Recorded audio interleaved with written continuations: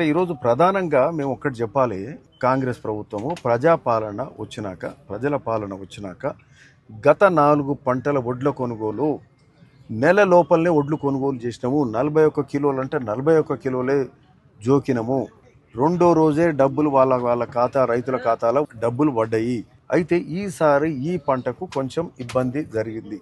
ఎందుకు 2 పంటలకెళ్ళి ముఖ్యంగా తెలంగాణలో అధిక దిగుబడి అవుతున్నప్పుడు, దేశంలో ఎవ్వరు పండించని పంట ఓన్లీ తెలంగాణలో పండుతున్నప్పుడు మరి కేంద్రము వివక్షణ ఏందో తెలియదు. కానీ గత 2 పంటలకెళ్ళి ఈ వచ్చిన వడ్లను ఎఫ్సిఐ ద్వారా ఎఫ్సిఐకి మిల్లింగ్ చేసి ఆ బియ్యము ఎఫ్సిఐ ఇచ్చే ఆర్డర్లను ఇవ్వకుండా మిల్లరు ఏం చేయాలో పాల్పోక ఆ వడ్లు ఎక్కడిదక్కడ మిల్లులలోనే ఉన్నాయి.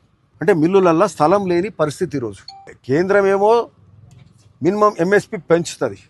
ఎంఎస్పి పెంచాలి, రైతులకు మేలు చేయాలి. ఆ ఎంఎస్పి ప్రకారం రాష్ట్ర ప్రభుత్వం కొంటుంది. ఈరోజు 22,000 కోట్లు పెట్టి ఆ వడ్లు కొనుగోలు చేసి ప్రొక్యూర్ చేస్తుంటే అది రైస్ మిల్లర్ దగ్గరికి పోయినప్పుడు అది ఎఫ్సిఐకి ఆ మిల్లింగ్ చేసి బియ్యం పెట్టి ఆర్డర్ ఇవ్వనప్పుడు మరి ఎక్కడ వడ్లు అక్కడనే ఉన్న కారణమే ఈరోజు వడ్ల కొనుగోలుకు ప్రధాన అడ్డంకి. ఇది మాత్రమే.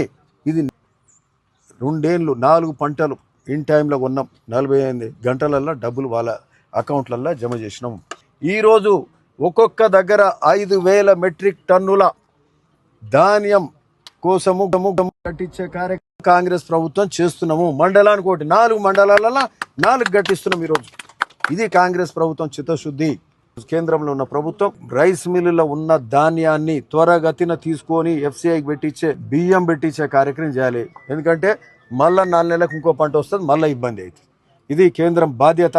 మీరు ఆ బాధ్యతను విస్మరిస్తున్నారని భారతీయ జనతా పార్టీ వాళ్ళు కూడా ఈ కేంద్రం మీద ఒత్తిడి తీసుకురండి. బీఆర్ఎస్ వాళ్ళేమో మీరు గోడౌన్లు గట్టకి ఏం చేయకుండా ఈరోజు రైతులకు ఈ సమస్య ఏర్పడుతుంది. ఓకే, అదనపు గోడౌన్లు ఉంటే ఈ సమస్య ఉండకపోతూ ఉంటాయి. ఎనీవే, రైతులకు ఇబ్బంది కలగకుండా అందరం కలిసి పనిచేద్దాం అని కూడా ఈ సందర్భంగా చెప్తూ థ్యాంక్ యూ.